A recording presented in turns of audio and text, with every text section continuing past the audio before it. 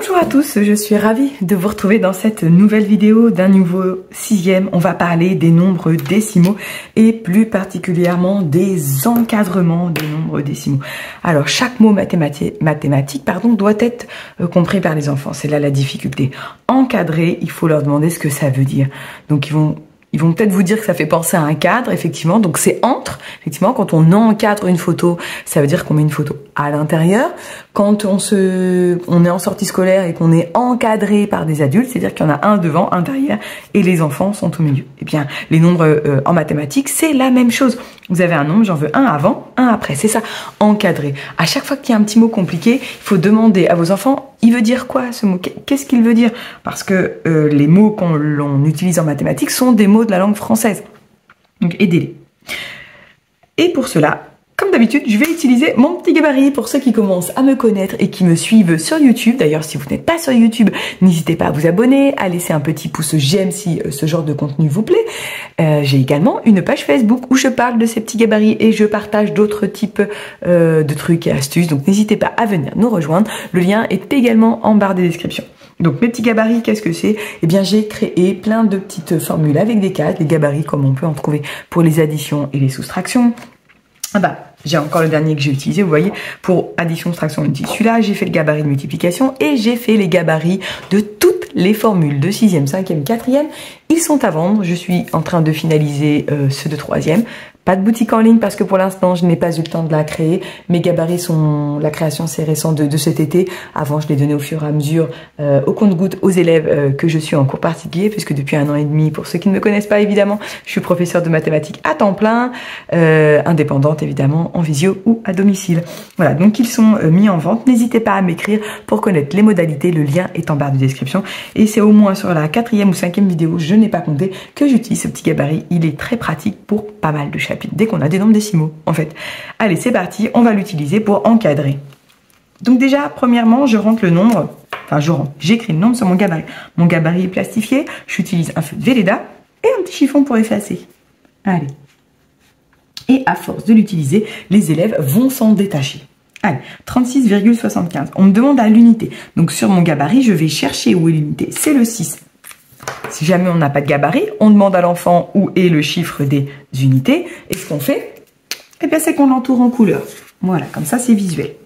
Et donc, comme je veux un encadrement à l'unité, le nombre d'avant ne doit être que un nombre avec des unités. Donc, je vais enlever dixième, centième dans mon gabarit.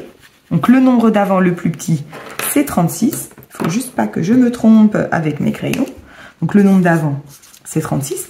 Et le nombre d'après, c'est 37, puisque je veux un nombre à l'unité après 36, c'est 37. Je vais effacer et je vais utiliser mon gabarit pour le nombre suivant. Je le rentre, 6,831. 6,831. Cette fois, la consigne, elle me dit au dixième. Les dixièmes, je regarde sur mon gabarit, c'est lui. Si on n'a pas de gabarit, on demande à l'enfant qui est le chiffre des dixièmes. C'est le 8. Et donc, on l'entoure en orange. Moi, sur mon gabarit, je vais effacer. Et donc, le nombre que je dois mettre ici, c'est 6,8. Comme je ne veux que des dixièmes, après, c'est 6,9. Voilà, on ajoute 1 à l'unité. On ajoute 1 à l'unité. Vous voyez, 6, 7, 8, 9. Je vais effacer mon gabarit, je vais l'utiliser, hop, 3,9. Donc, je le mets... 3,9. Ah, j'ai oublié peut-être de mettre un chiffre. Allez, on va mettre 4. Sinon, il va y avoir un souci. 4. Allez, je veux encore le chiffre des dixièmes. C'est lui. Donc, j'efface sur mon gabarit. Le plus petit, c'est 3,9. Mais si j'ajoute 1, parce que je dois ajouter 1, bah, ça fait 10. Donc, l'enfant, il va me dire 3,10. Eh bien non, puisque je dois ajouter 1. Donc, si j'ajoute 1, ça fait, si je fais l'addition, ça fait 10. Donc, je pose 0, je retiens 1. 3 plus 1, 4. Voilà. Le nombre que l'on doit obtenir après, c'est 4. Voilà. Ça, c'est le genre de question qui pose quelques difficultés aux enfants. Voilà. Allez, on y va. Encadrer au millième. Donc, on commence par remplir le gabarit. 2, 3, 6, 2. Donc au millième, pour les enfants qui n'ont pas de gabarit, on va entourer le chiffre des millièmes. Moi, je vais effacer sur mon gabarit le chiffre des 10 millièmes. Le premier nombre est écrit ici, 15,236. Hop, je dois ajouter 1. Ici, vous voyez, sur mon gabarit, je peux mettre ajouter 1. Tac, j'efface. Donc j'efface avec les doigts, c'est pas terrible. Et ça fait 15,237. Et ainsi de suite, et je recommence. C'est le genre de question qui, avec un gabarit, ne pose plus de difficultés aux enfants. Allez, c'est parti, le dernier exemple. 5,4206. Pour ceux qui n'ont pas de gabarit, on va entourer le chiffre des millièmes. Hop, j'efface. Le premier nombre que je dois écrire, c'est celui-ci, celui que je vois sur mon gabarit.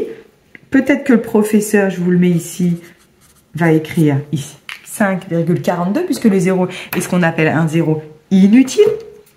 Et pour moi, je vais le garder parce que pour les enfants, il est utile. Je dois faire plus 1, donc 0 plus 1. Vous voyez, j'efface dans mon gabarit. Ça fait 1. Voilà le deuxième nombre que je dois écrire, 5,420. Et voilà comment je peux, grâce au gabarit, trouver la réponse aux encadrements des nombres décimaux qui parfois sont un petit peu compliqués pour les enfants, mais grâce à mon gabarit, on lève les difficultés. Voilà, j'espère que cette petite vidéo a pu vous aider une nouvelle fois. Surtout, n'hésitez pas à venir nous rejoindre sur la page Facebook, à laisser un pouce j'aime si vous voulez recevoir d'autres vidéos de ce type. Moi, je vous dis ciao ciao dans une prochaine vidéo. Bye bye.